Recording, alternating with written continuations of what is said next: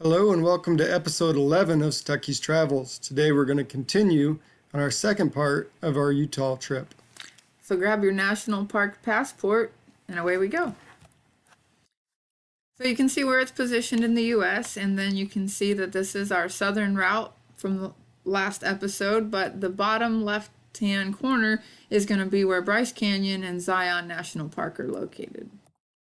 And then on this slide, we'll move up through Proval and Salt Lake City before exiting to head back home. So Bryce Canyon is the next national park that you'll come to. The road through Bryce Canyon is an out and back. It's 19 miles each direction, so we traveled all the way up, gaining elevation along the way, all 19 miles before making stops on the way back on our way out of the park. So you can see that there's a lot of red color. That's because of the iron-rich, limey sediments that are deposited. And this red rock is what creates this formation. We'll talk more about that in a bit. Now, the elevation of Bryce Canyon is a lot higher than all the other national parks in Utah. The elevation rose to about 8,000 to 9,000 feet, and so the temperature dropped from us being around 100, 110 degree temperature down to the high 70s, so it felt a lot colder. As you can see in this picture, it seems very expansive, but there's all sorts of trails that run through this part. So there's hoodoos and spires within Bryce Canyon National Park, and the hoodoos are made out of limestone, siltstone, dolomite, mudstone, but the difference between that and a spire is the shape. A hoodoo is going to have irregularities in its width, looking kind of more like a carved totem pole, whereas a spire would just go straight up.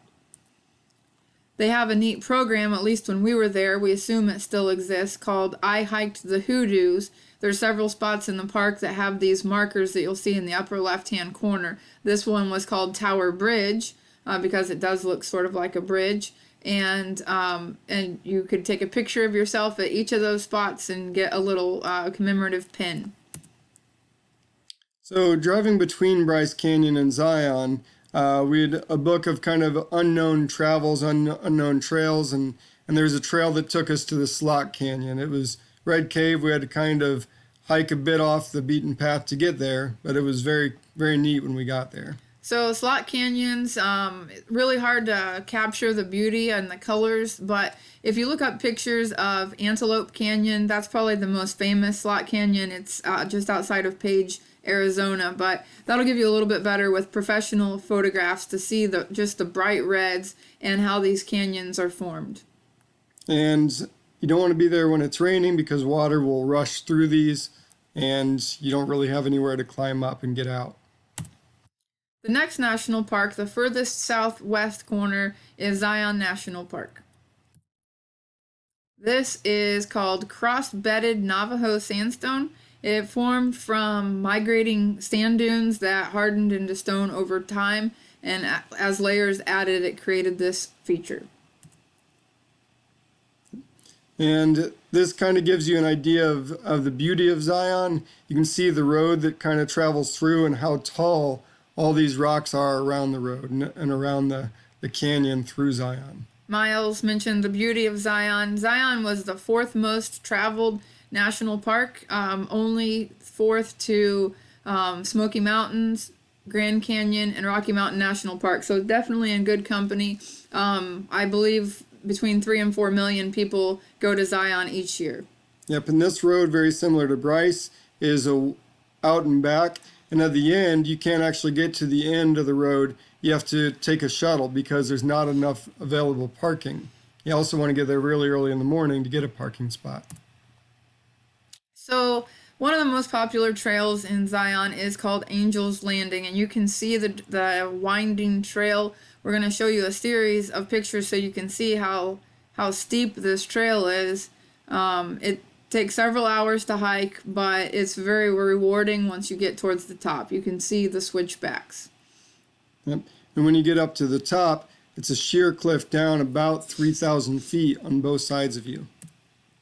So there's a sign about how dangerous it is. And the picture on the right, if you see the little sort of white looking specks, those are people up ahead of us on the trail. So you can get an idea of the steepness and also the narrowness of the trail. Yeah, most people stop at the point where we're taking this picture from.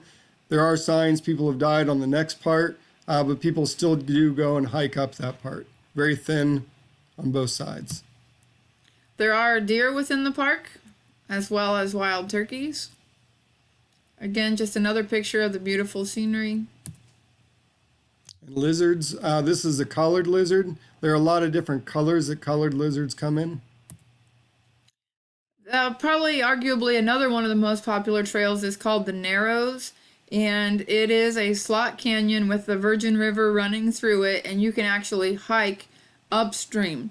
Even if you only go the 5 miles that you're allowed to go without getting a permit, it feels like you've been beat up at the end of the day. Yep. This was actually really nice because when we were there, it was 112 degrees. And so walking through the creek that sometimes came up to waist high and maybe even a little higher actually felt really good. You're not allowed to be on this trail if there's any possibility of thunderstorms in the area. It's unfortunate for some people because they want to go past that 5 mile point and they get a permit as much as 3 months ahead because there's that much of a wait and that many people wanting to do it. And then if the day that their permit is for, the weather doesn't cooperate, then they lose the opportunity to go the full distance that they want to travel. There's the waterfall marks the point where if you don't have a permit, you have to stop at that point. Made a nice little spot to get a snack out of the backpack before heading back. They do recommend that you wear special water shoes and have a walking stick, and then you can rent those from shops outside the park. We were just careful and didn't use those, but most people did rent those. Lots of different columbine flowers all over Zion National Park. This is another type of collared lizard. Another beautiful picture on the left. There's a lot of things for families to do, cute little old-timey settings that your family can enjoy. There's also a lot of little quaint restaurants outside the park in the next town over. So from Zion, we went to St. George. It's a town in the southwest corner of Utah, and it's only about 2.5 hours away from Vegas. We also went to the Mormon temple that's in St. George. And then we visited the winter home of Brigham Young. And we did a race. The race started at 6 in the morning, and it was 95 degrees out when we started. It was on the 4th of July, thus the costumes. We don't wear this for every race. So we left St. George and traveled pretty far north, all the way to Provo, which is just south of Salt Lake City, and visited Brigham Young University.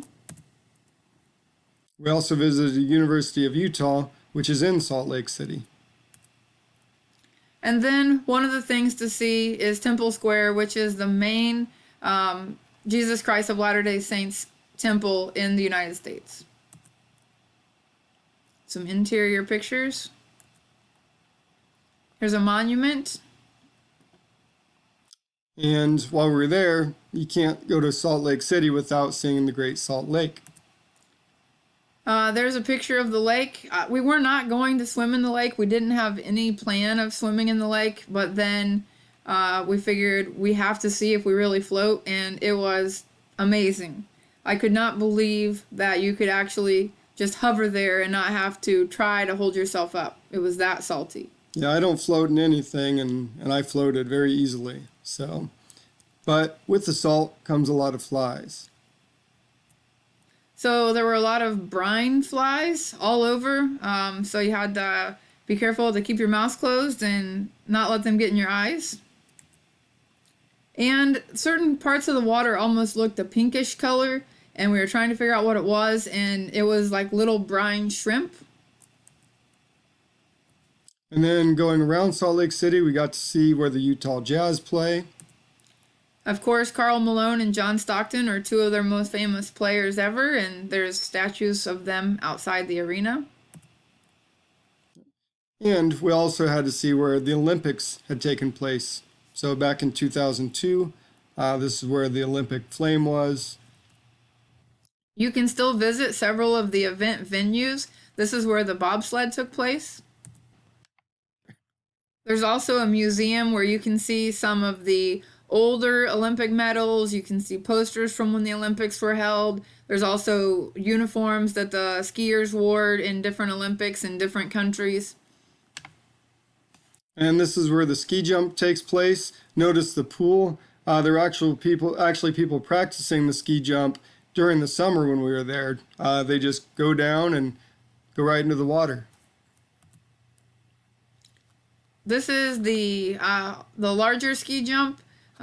So the other one with the water was more like aerial, like doing flips and twists and things like that. Whereas this one is where they're trying to get distance. So you can see the white and blue and red areas to mark off how far they traveled. And on the way out of Utah, we stopped at the Flaming Gorge National Recreation Center. Here's the Flaming Gorge Dam that blocks off the Green River. It's a hydroelectric power plant, and part of Flaming Gorge Recreation Area is in Utah, but part is in Wyoming. It's called Flaming Gorge because of the red colored rocks. And between episodes 10 and 11, this completes our trip to Utah. Thanks for coming. Thanks.